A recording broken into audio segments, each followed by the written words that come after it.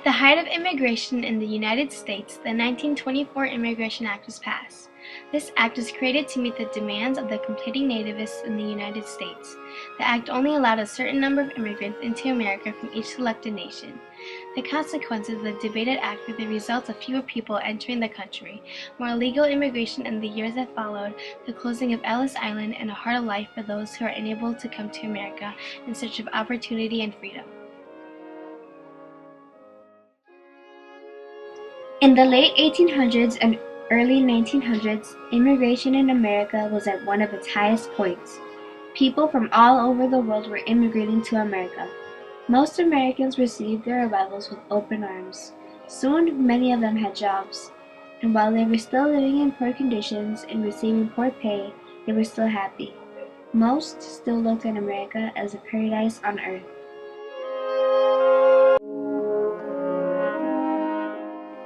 With the arrivals of so many immigrants, the United States grew instantly in population. In a single day, thousands of people were admitted into the United States, many of whom came through Ellis Island, a New York receiving station with most immigrants came through. Today's diversity of background and race is from the people that came to America throughout this time.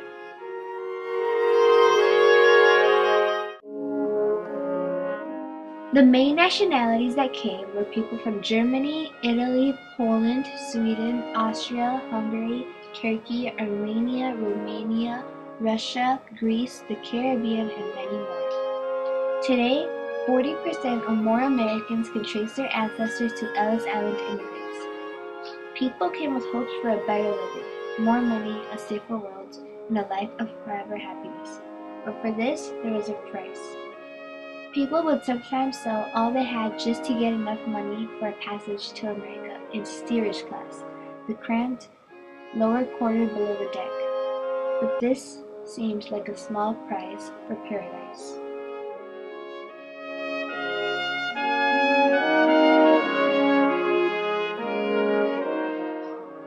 Ellis Island was the United States' primary immigration port. It was the island at which most immigrants touched American soil for the first time. Ellis Island was known as the Isle of Hope, the Isle of Tears, because if you're allowed to come into the country from there, you had hope of a better living in the rest of the country, or you could be turned away.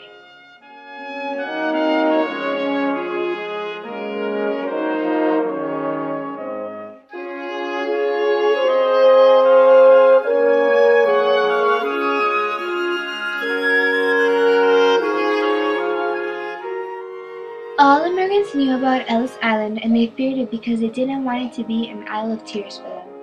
Ellis Island As was time passed where and they the ships expected to continued see to bring more more hardly newly to arrived become immigrants, American. the That was U.S. the main source of government fear for them, began hearing but it was complaints still from an exciting natives place to be complaining and about marked so the much garbage beginning coming of and life. polluting the country. The government didn't take much notice at first, hoping the nativists would be kind and accepting of the newly arrived immigrants. Nevertheless, signs were posted that would say, "Immigrants, go home," and all other sorts of discrimination. Distinct ethnic groups had begun to be seen. The arrivals would then separate according to racial differences because of this kind of discrimination. Yes, the fear of immigration continued to grow. This then led to a stricter allowance of immigrants. The government's first attempt to lessen immigrants' arrival was forms of stricter inspection, but these only held back the immigrants on Ellis Island for more time and didn't limit the numbers entering. At times, they would make people return just for having a simple cough or cold, fearing it was a more serious matter, but really it was an excuse to turn people back. The federal government began fining the shipping companies that brought the immigrants, sometimes up to $150 per person, hoping it would prevent ships from bringing people across the sea. But this again didn't change much. Then they tested people even more and making tests to make sure they could read. They were intelligent, they weren't a threat. Some people even got them wrong because they didn't know what to think of about some questions they were asked for. Example, how many legs does a dog have? The people had no clue if they were being laughed at or seriously being asked. Then, the government started making laws to stop immigration altogether. First came the 1921 quota law that allowed 357,000 immigrants from all nations into the United States per year. This did lessen immigrant arrival more than other attempts, but it was more reinforced. Then, the 1924 Immigration Act was passed. The act had many effects on America's immigration status and history. It now only allowed 160,000 immigrants into the country per year. This act marked a definite decline to immigration.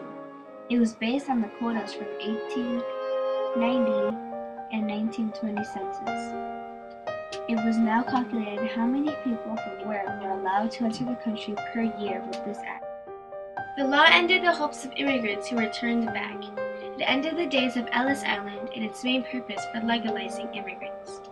With this started the new problem of illegal immigration, which changed Ellis Island to a center of detention to portion for those who had violated the rules of why they were accepted into this country.